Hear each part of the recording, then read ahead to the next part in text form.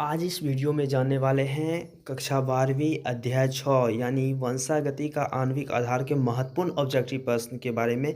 तो चलिए आपके सामने आज का पहला प्रश्न आता है कि सुकेंद्रिकाओं में टीआरएनए 5एसआरएनए एवं एसएनआरएनए के अनुरेखण में इनमें कौन अंतर्ग्रस्त है। तो यहाँ इसका आंसर हो जाएगा आरएनए पॉलीमरेज 3 यानी ऑप्शन नंबर सी इसका सही आंसर होगा। अब आगे का क्वेश्चन है कि डीएनए द्विगुणन में किस एंजाइम की मुख्य भूमिका रहती है। तो यहाँ पे इसका ऑप्शन नंबर सी हो जाएगा आंसर यानी डीएनए पॉलीमरेज इसका सही आंसर। तो यहाँ पे सी भी ही सही आंसर होगा। अब अगला क्वेश्चन आता है कि डीएनए फिंगरप्रिंटिंग का क्या कार्य है। तो डीएनए फिंगरप्रिंटिंग का जो कार्य होता है वह सही माता पिता संतान के सही माता पिता की पहचान कराता है। दूसरा है कि फोरेंसिक विज्ञान प्रयोगशाला में अपराधियों की पहचान करते हैं। तीसरा है कि संदिग्ध माता पिता की जानकारी प्राप्त करते हैं। तो यहाँ ऑप्शन नंबर डी हो जाएगा सही यानी उपयुक्त में सब ही हो जाएगा सही। ठीक, अगला क्वेश्चन है कि मक्का में जमीपिंग जीन की खोज किसने की थी। तो यहाँ पे ऑप्शन नंबर सी हो जाएगा सही आंसर यानी बासर बड़ा मैक्लिकटोक ने। तो यहाँ ऑप्शन नंबर सी इसका सही आंसर होगा। अब अगला क्वेश्चन है कि डीएनए के कूटक्रम क्या कहलाते हैं। तो डीएनए के कूटक्रम जो है वह एक्सॉन कहलाते हैं यानी ऑप्शन नंबर ए इसका सही आंसर होगा। अब अगला क्वेश्चन है कि अनुवांशिक कूट में कूट के लिए कितने शब्द होते हैं। तो कूट के लिए जो है वह 3 शब्द होते हैं यानी ऑप्शन नंबर सी यहाँ पे सही आंसर होगा।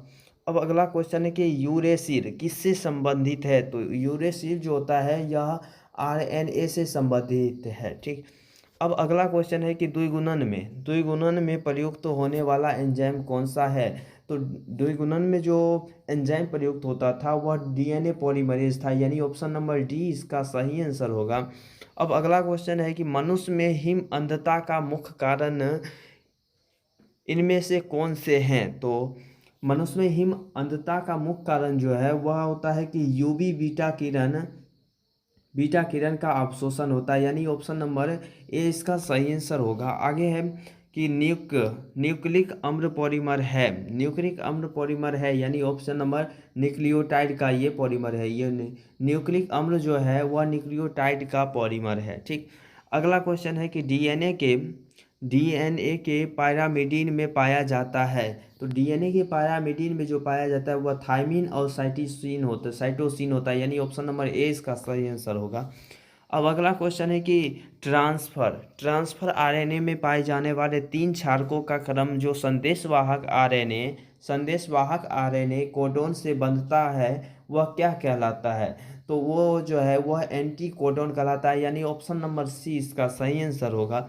अब अगला क्वेश्चन है कि सहलग्नता समूह की संख्या उस कोशिका के लिए क्या होगी जिसमें 2n बराबर 14 होगा। यदि 2n बराबर 14 दिया गया है तो यहाँ पे n बराबर क्या हो जाएगा 7 हो जाएगा। तो ऑप्शन नंबर इसका जो है सी यानी सी जो है यह 7 है आंसर। तो यहाँ पे सी नंबर ऑप्शन जो है यह सही हो जाएगा। अब अगला क्वेश्चन है कि ओपेरॉन मॉडल प्रस्तावित किसने किया था। तो ओपेरॉन मॉडल जो है इसको प्रस्तावित जैकब और मोनार्ड नामक वैज्ञानिक ने किया था। तो ऑप्शन नंबर सी इसका सही आंसर होगा। अब अगला क्वेश्चन है कि अंधापन के कुछ मामले में इलाज में अफ्टिंग हेतु दाता के आंख की कौन सा हिस्सा प्रयोग में ली जाती है। तो कॉर्निया ली जाती है यानी ऑप्शन नंबर सी इसका सही आंसर होगा। अगला क्वेश्चन है वर्णनदता में रोगी नहीं पहचान पाता है। तो वह लाल और हरे रंग को नहीं पहचान पाता यानी ऑप्शन नंबर बी इसका सही आंसर होगा। अब अगला क्वेश्चन है कि लैक ऑपेरॉन दमनकीर प्रोटीन से जुड़ता है।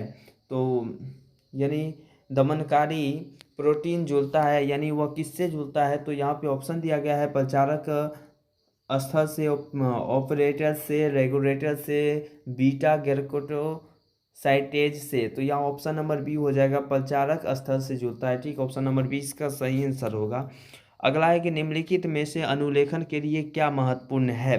तो अनुलेखन के लिए जो है यह डीएनए मिथाइलेज जो है यहाँ पे महत्वपूर्ण है। तो ऑप्शन नंबर ए इसका सही आंसर होगा। अब अगला क्वेश्चन है कि प्रतिकोडन और एंटीकोडन किस में पाए जाते हैं। तो यहाँ इसका आंसर हो जाएगा टीआरएनए पर, यानी प्रतिकोडन और एंटीकोडन जो है वह टीआरएनए पर पाया जाता है, यानी ऑप्शन नंबर बी इसका सही आंसर होगा। अब अगला क्वेश्चन है कि ऐच्छिक जीन के बहुलीकरण हेतु किसका उपयोग कर सकते हैं। तो ऐच्छिक जीन के बहुलीकरण हेतु हम पीसीआर का उपयोग कर सकते हैं, यानी ऑप्शन नंबर 20 का सही आंसर होगा। अब अगला क्वेश्चन है कि डीएनए वायलक में क्या होते हैं। तो यहाँ पे इसका आंसर हो जाएगा प्रति समांतर ध्रुवता होती है, यानी ऑप्शन नंबर सी इसका सही आंसर होगा। अब अगला क्वेश्चन है कि डीएनए संश्लेषित के समय बनने वाला खंड कौन सा है। तो डीएनए संश्लेषित के समय बनने वाला खंड जो है वह ओकाजाकी खंड है, ओकाजाकी खंड, यानी ऑप्शन नंबर सी इसका आंसर। अगला है बाहरी डीएनए को मेजबान कोशिका में लाने हेतु किसका उपयोग कर सकते हैं। तो जीन गन का उपयोग कर सकते हैं, तो ऑप्शन नंबर ए इसका होगा सही। आगे एक सही क्रम में डीएनए खंड जुड़ते हैं, वह किसके द्वारा जुड़ते हैं। तो आरएनए पॉलीमरेज के द्वारा, यानी ऑप्शन नंबर बी सही होगा। अब अगला क्वेश्चन है कि एक जाति के लिए अनुपात नियत होती है। अनुपात जो नियत होती है वह होती है A+C/T+G, यानी ऑप्शन नंबर बी इसका सही आंसर। अब अगला क्वेश्चन है कि डीएनए रिपेयरिंग होती है, डीएनए जो रिपेयरिंग होती है वह डीएनए पॉलीमरेज 2 के द्वारा। ठीक। अब अगला क्वेश्चन है अनुलेखन में भाग लेने वाले एंजाइम कौन से हैं। तो अनुलेखन में भाग लेने वाले जो एंजाइम होते हैं वह डीएनए पॉलीमरेज 3 होते हैं, तो ऑप्शन नंबर डी इसका सही आंसर होगा। अब अगला क्वेश्चन है कि ओकाजाकी फ्रैगमेंटस कब बनता है। ओकाजाकी फ्रैगमेंटस जो है यह डीएनए के पश्चगामी स्ट्रैंड में बनता है। ठीक। अगला है कौन सा मुख्यतः अनुलेखित होता है।